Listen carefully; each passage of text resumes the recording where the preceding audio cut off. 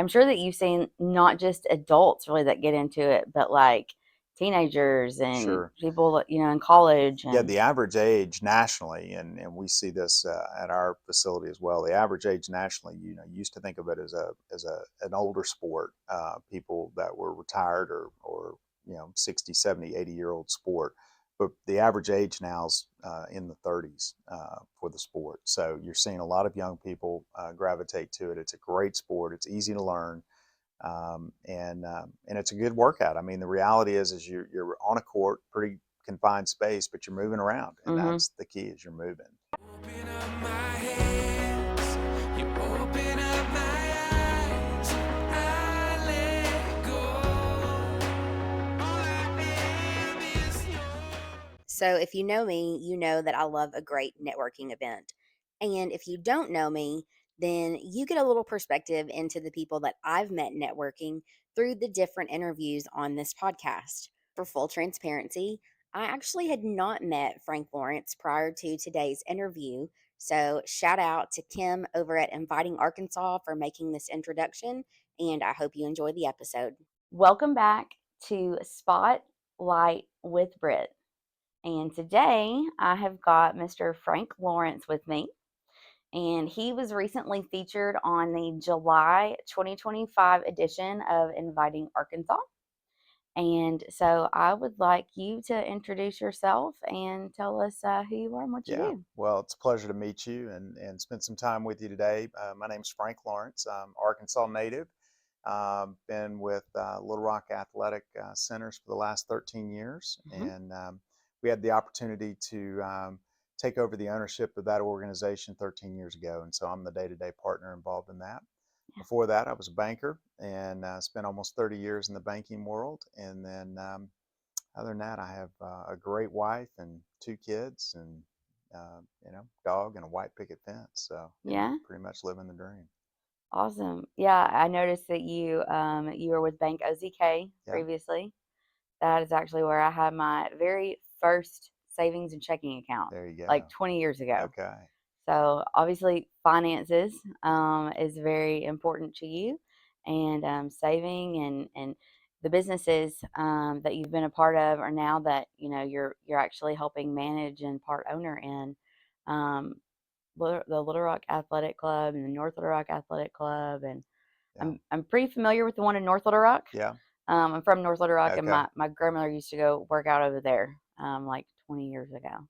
Yeah, these are large, especially the two in Little Rock, the athletic club and the Little Rock Athletic Club and Racket Club. They are large multi-purpose facilities. We kind of say we have five pillars of which we operate those business on: tennis, swimming, fitness, family, and now pickleball. hmm Those are kind of our five major business units, and those are the things that we kind of build a lot of programming and ways that we try to serve our membership and then really serve the community as a whole.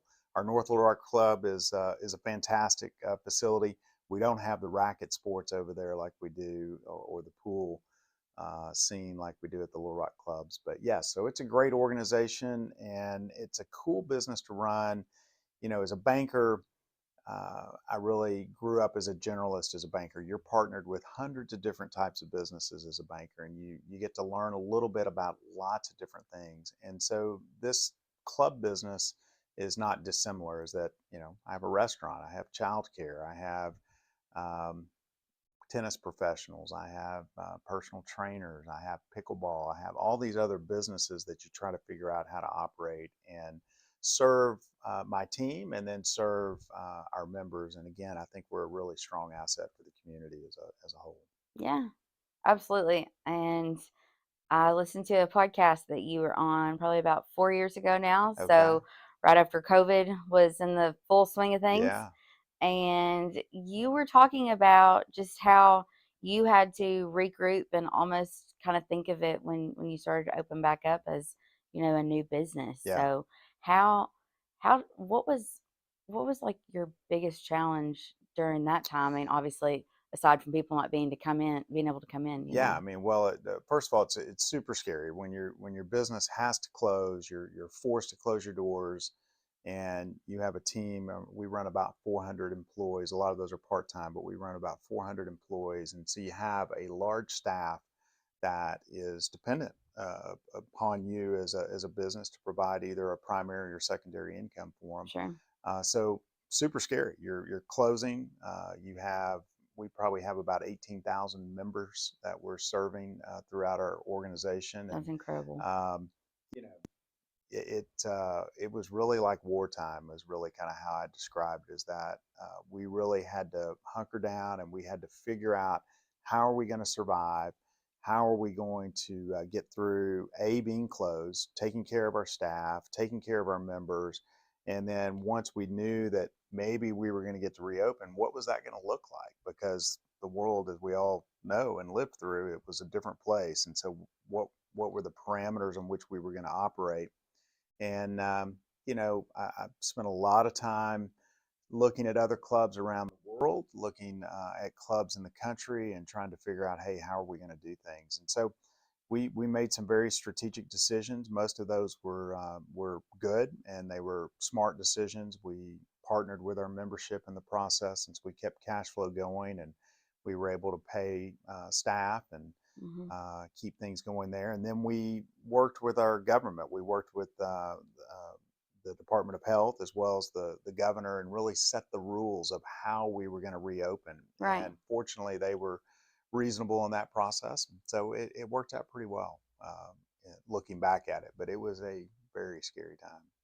Yeah, but you you did like we talked about before we started, you were able to get in there and do the research and figure out just how to make that work, and I'm sure now, it's an even stronger need that people find, hey, there was a time that I couldn't come in here Yeah, and continue my everyday routine, that's right. and then the pickleball Yeah, courts. yeah, So now how did that come about? yeah. When did you guys start that? Yeah, so two things before I talk about pickleball to touch on. I mean, one of the positives of the pandemic is that the society as a whole, I think, really learned that, hey, if I'm a little bit healthier, if I'm active, the likelihood if I get sick of me surviving is much greater. Mhm. And so I think it's a positive outcome, and you're seeing that nationally and really probably globally.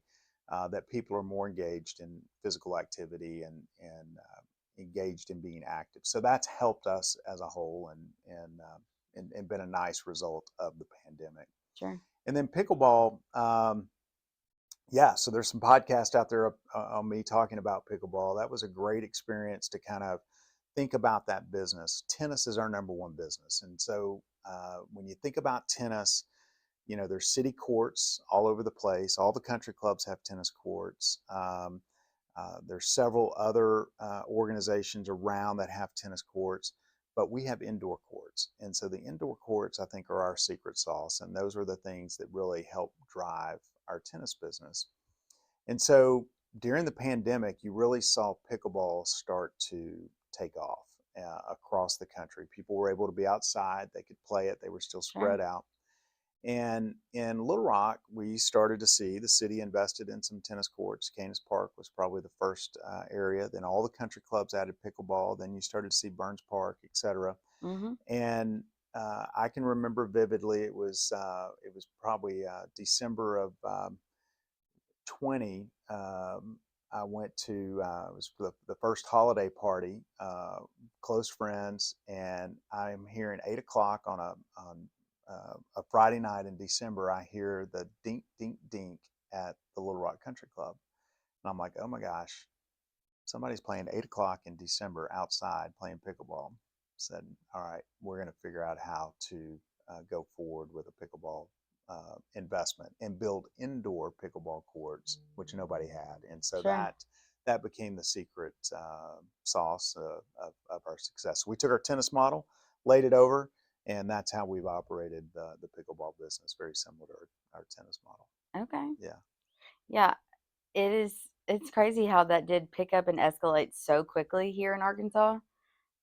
Because like you mentioned, they opened one couple maybe 3 years ago over in Burns Park too. Yes. And so that is just great that we're doing more to get people outside, especially with Arkansas being, really high in the people, the statistics of people being overweight. Yeah, And so just encouraging that activity. And I'm sure that you've seen not just adults really that get into it, but like teenagers and sure. people, in college Yeah, and the average age nationally, and we see this at our facility as well. The average age nationally, you used to think of it as an older sport, people that were retired or 60, 70, 80-year-old sport. But the average age now is in the 30s for the sport. So you're seeing a lot of young people gravitate to it. It's a great sport. It's easy to learn, and it's a good workout. I mean, the reality is you're on a court, pretty confined space, but you're moving around, and hmm that's the key is you're moving. Thanks again to Kim with Inviting Arkansas for making this connection, and stay tuned to future episodes where we will feature more of those individuals highlighted in the Inviting Arkansas monthly publication. yeah. And so you're seeing that sport nationally. I think there are more people playing pickleball now than tennis. I saw some data yesterday actually that it is the number one sport as far as growth across the country right now. And so it's a cool sport. We'll see how long it lasts, but I think it's going to last for a while. Yeah. So yeah. Okay, so something that you have overcome personally or professionally to get you where you are today. Mm. And I'm sure there's a lot of different experiences you could Yeah, talk I mean, about. lots of different experiences. I don't know. Think I don't know if this is exactly the answers that you're seeking there. I think the thing I would tell you that when I think about where I am in my career, where I am in my life, I think the key to success for me, I kind of use the term, it's all about relationships. At the end of the day, hmm relationships are the success. And when I was young, and I think most people are like this, it's like, gosh, if I have this job, if I get this house, if I have this car, if I have this wife, if I have this, I've arrived. And the reality is, the life we live, it's really about the journey. And hmm then not only is it the journey, but then it's about the relationships in the journey. And so I think maybe that's what I've overcome is the reality of, man, you're always striving and achieving. And when you're in an executive type world and it's high pressure, just like sports, you're trying to achieve these goals, which are important. You keep thinking, hey, I'm going to win this or I'm going to achieve this, and I'm there. It's kind of fleeting. And I heard Scotty Scheffler gave a great interview this past week leading into the British Open, and he talked about in that interview. He goes, yeah, he goes, we worked so hard to win these golf tournaments, but an hour or two after you win the golf tournament, that's over. Sure. What's next? And it really emphasized, hey, it's about the journey and it's about the process of all of that. And the key to that to me then is the relationships that you build in the process. So I don't know if that's what I've overcome or not, but maybe it's a level of maturity of realizing that you don't ever really arrive. It's just a matter of continuing to go through the process, Sure. and hopefully you build some great relationships in that, and you impact people in a positive way, hopefully. Well, and I absolutely agree. I've said that quite a few times in past episodes of this podcast, and I am a serial networker, so I totally can relate with you on the power of those relationships. And what you know is obviously crucial, but who you know and how strong, those bonds are, and the care, for your fellow man Mm. and your neighbor. I mean, you can lean on people, that God has placed in your life for one reason or another, right? And it's just kind of Yeah. like, maybe some of those people you thought were really great friends and they're not Mm. necessarily, when the chips fall or the chips are down, who's really there. And just being able to talk with them about business, Yeah. that you don't always have somebody that can relate to you on the level, of success and the profession, that you've been in. Sure. But I definitely think that the relationships, are all part of that journey, and so for sure, I agree with that. Yeah. And I think I kind of stole a little bit of that thunder talking about. I mean, that with you overcoming, the COVID hurdle, Yeah. with the athletic clubs. I mean, that was huge, and Yeah. how you've bounced back from that. I am curious though, how did you transition from banking Hmm. into the athletic clubs? How did that happen? Yeah, so my primary partner in our business called me. We were friends, and we worked out together away from these clubs. Although we were both members of these particular clubs, been longtime members of these clubs. But he called me and said, "Hey, I have an opportunity to buy these clubs." Well, first of all, he said, "How happy are you banking?" I said, "Banking's great. It's been a nice career." I mean, at that point, I was almost 30 years in. And he said, "Well, I have an opportunity to buy these clubs. What do you think about being the day-to-day partner and being the person involved in them on a daily basis?" All of my partners are passive, and some of them use the club, but they're really not involved in the day-to-day business. And Mhm. so about 30 seconds later, I said, "Yeah, I think that sounds like a heck of an opportunity." And so it's been a lot of fun. And people ask me a lot, gosh, banking versus running clubs and running, there are probably 16 different businesses. And even in that 16 different businesses, each of them have their own, like tennis. I think there are 5, 6 different aspects of tennis business that we focus on. And so, people ask me, gosh, that's a lot different than banking. And I'm like, yeah, I mean, a widget's a widget. At the end of the day, business is business. And so you have to understand the business, but you're all trying to serve a customer. You're all trying to make sure you have a fair price in that process, and you manage costs, and hopefully you make a little profit in the process. Yeah. So 16 different businesses within that? Yeah, probably. And then again, you can, like I said, you can say tennis is a business, but then inside Sure. tennis, I think I call it 5 constituents inside tennis. I think there are 5 different levers that I try to pull to make tennis run as a business. So, Okay. yeah. And then there's the restaurants? Yeah, you have restaurants, you have physical therapy, you have massage, you have personal training, you have group exercise, you have regular fitness, swimming. Swimming goes from swim team to swim lessons to aquafit to lap swimming to recreational swimming. So lots of Oh, different little wow. pieces of all of those categories. Yeah. Well, like I said, I mean, that has been like probably 20 years ago that I was in there last. So I think a few of those have definitely been added. I mean, I'd never, like I said, never been to Little Rock, but I think that's, a great takeaway. If people they're not familiar, with the different athletic Yeah. clubs.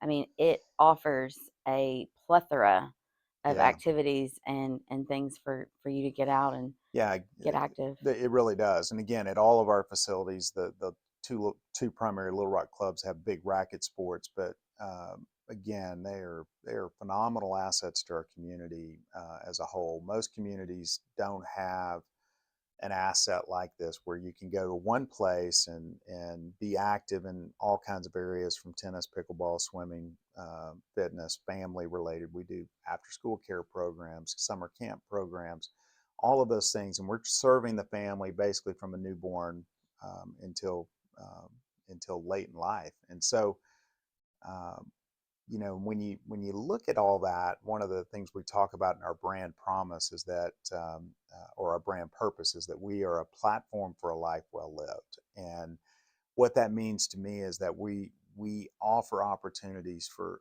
any stage of life.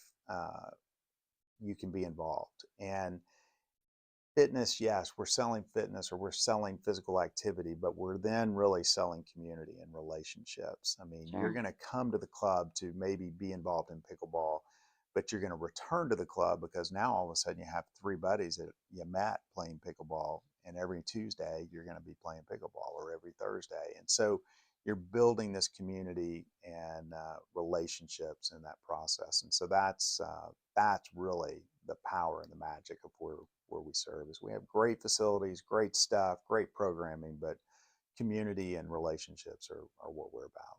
Yeah. And I think that's probably something that people might not think about. It's like, well, I go to the gym just to work out. Yeah. Well, if you go to, these gyms that are like nationwide, then yeah, all they have is the equipment. So you Yeah. just go in, you do your workout, and you leave, That's right. right? Yeah. But the potential for you to come in and meet new people. And even if you're there working out by yourself, Yeah, I mean, all these different activities that they can participate in. that's right. And then, that helps also to retain those individuals and really kind of drive that self-care aspect Yeah. too. So they're having to maintain, and manage that work-life balance.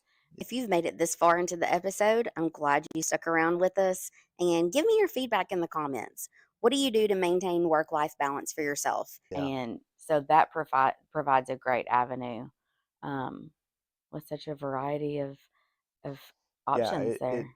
again, they're great places, and we talk about in our management and our leadership of the club is that we really want to be the third place for people. We want them, they're going to go to work, they want to go home, but we want to be that third place that they Hmm. come, and they come there obviously for physical activity, but they're coming there for the relationships and continue that. And our average life of a member at our Little Rock clubs is almost 9 years. So if you join the club, you're liable to be there for 9 years. We have people that have been there since the early 70s still. So we have That's members that have been there, incredible.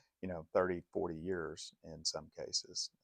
So Wow, I guess I didn't realize that it had been there that yeah, long. so the Racket Club's been around since 1967, and in fact, we still have a couple of the founding members that are active there. Wow. And then the Athletic Club started as Westside Tennis Center in 1973, and then it really became Little Rock Athletic Club in '89.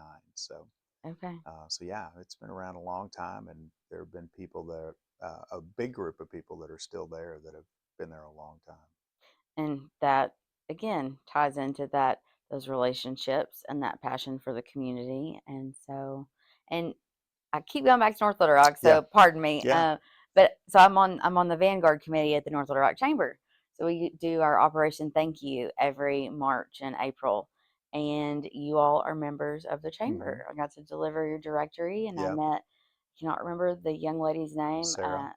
the manager there. Sarah. Yeah. Very sweet, Yeah.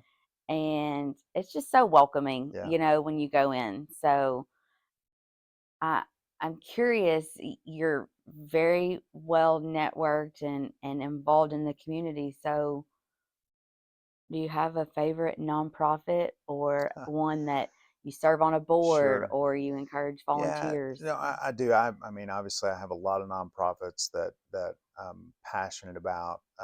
But the one, for instance, Inviting Arkansas was on the cover of that, and very fortunate and pleased that the Towns family asked me to be a part of that. But that was really to highlight Arkansas urology and the foundation Hmm. of Arkansas urology. And so that foundation really, was developed to support and fund, urological health for people that couldn't afford that. And so, that's and it seems like we focus on men's health a lot in that component. Later in life, most men are going to probably experience some level of prostate cancer or some Really? sort of urological issues. Hmm. And so the foundation allows for people that don't have the means to be able to get tested and monitored. It supports that. And so, yeah, that nonprofit obviously is something I care about, and obviously health and wellness in general. So that definitely is one Sure. that I'm passionate about. And are you on the board over there? Of the foundation. Okay, of the Yeah, foundation. yeah, And they're over off of Canis, they are. right, in Little Rock? That's right. Okay. Yeah. So, is there anything else that you want to you want to mention? Any kind of advice for people, maybe like in a point in their life where they're maybe transitioning careers or they are experiencing that health crisis? I mean, there's a lot that you could speak on. So, Well, yeah, I mean, there is. And yeah, so I don't know. I mean, we could go on all kinds of tangents related to that, I think. But, I think maybe I'll answer this, right? So a lot of people think I'm in the health club business, I'm in the health and wellness space. And yes, I like to be active, but I really don't like to work out. I really don't really, like that. But I do like how it makes me feel. I do like the benefits of a healthy, active lifestyle. and I love all the relationships. I have a large group of friends that I do life with, and some play pickleball with me, some bike with me, some run with me, some do all other adventures with me as well. And so we have lots of people that do life with us in that process, and so that part is fun. So we joke, we always say motion is the lotion. I hurt, my knees are hurting today, but moving is key. So motion is the lotion, and Yeah. just be active best you can. I think the other thing I would just say in general, I was a big CrossFitter. I was a guy that did triathlons and marathons and all of that, and they're all fun. But I think the key to health and longevity is lift weights twice a week, and move outside of that, whether that's walking or playing pickleball. Find some things that you like, but it doesn't take a lot. You know, Sure. just move a little bit, lift some weights, and that will help you live that healthy lifestyle. Okay, so you don't like to work out. What's your favorite sport to play? Well, right now it's pickleball. Okay, I kind of figured you might say But that. tennis, swimming, biking, running. Yeah, I do a little bit of everything. You name it, I probably do it. So yeah, I saw on your social media that you went to Colorado. yes, yeah. That how did you prepare for that? That was a new experience for me. So one of the things I try to I think about in my life is try to be uncomfortable every day. This is a little bit uncomfortable, right? I don't do a podcast like this every day, so this is going to check that box of being a Sure. little uncomfortable today. But try to challenge yourself to be a little uncomfortable every day. Well, I was very uncomfortable in that situation. That was backcountry skiing. It's what they call a hut to hut adventure. You're on these skis that they have these things called skins on them, so it allows you to kind of walk up the mountain and move your ski up the mountain, but the skin uh, creates friction on the snow, so you don't slide back down. So it allows you to climb the mountain, and then when you get to the top of the mountain, you pull the skins off the bottom of the ski and put them in your backpack, and then you ski down the mountain like a regular alpine ski. And but we don't do that every day in Arkansas. Right. And it was a scary adventure. Avalanches are the biggest fear there. You're usually doing this in conditions where it's snowing, and it's very uncomfortable. And we were skiing in what they call trekking in, skinning in to the hut one day, and first time we were going to this hut, and our guide goes, "Oh yeah, a guy died in an avalanche just right over there," and we're like, "Last week," and we're like, Oh my "Okay, gosh. that'll make you a little uncomfortable." Yeah, So thanks. yeah. So how do you prepare for that? Had you ever snow skied before? I've snow skied, but not like that. Skiing at a resort is much different than being in backcountry and doing that experience. But it was cool, and it was definitely a unique experience. I can only imagine. That is on the bucket list, but I definitely will have to go experience it at a smaller environment, Yeah, like you said, like a resort or something. We actually, my husband and I went to Vegas for our honeymoon back in January, and we went to Lee's Canyon. yeah, That was gorgeous. yeah, yeah. And It's incredible country out there. yeah. Yeah. Okay. So yes, get comfortable being uncomfortable. Okay. I literally posted about that this Yeah. morning. Yeah. So I'm glad that you agreed to come be Yeah. uncomfortable with me Yeah. on this Friday. And if there is anyone that's interested in getting more information about the athletic clubs, how do they go about finding out Yeah, more? sure. Just you obviously you can just Google Little Rock Athletic Clubs. LRAC.com is our website. All of our clubs are listed there. The Racket Club, we have a small club downtown, and then the North Little Rock Athletic Club. So tons of information there. My information's out there on LinkedIn and Instagram, Facebook. So feel free to reach out to me anytime. Sure. Yeah, All right. Well, thank you you very bet. Thank much. you. Until next time, whatever time of day it is for you, I hope that it's blessed. And we'll catch you on the next episode of Spotlight with Britt. If you enjoyed this episode, make sure that you subscribe, review, and share it with your network. And don't forget to leave me a comment letting me know your favorite part of this episode.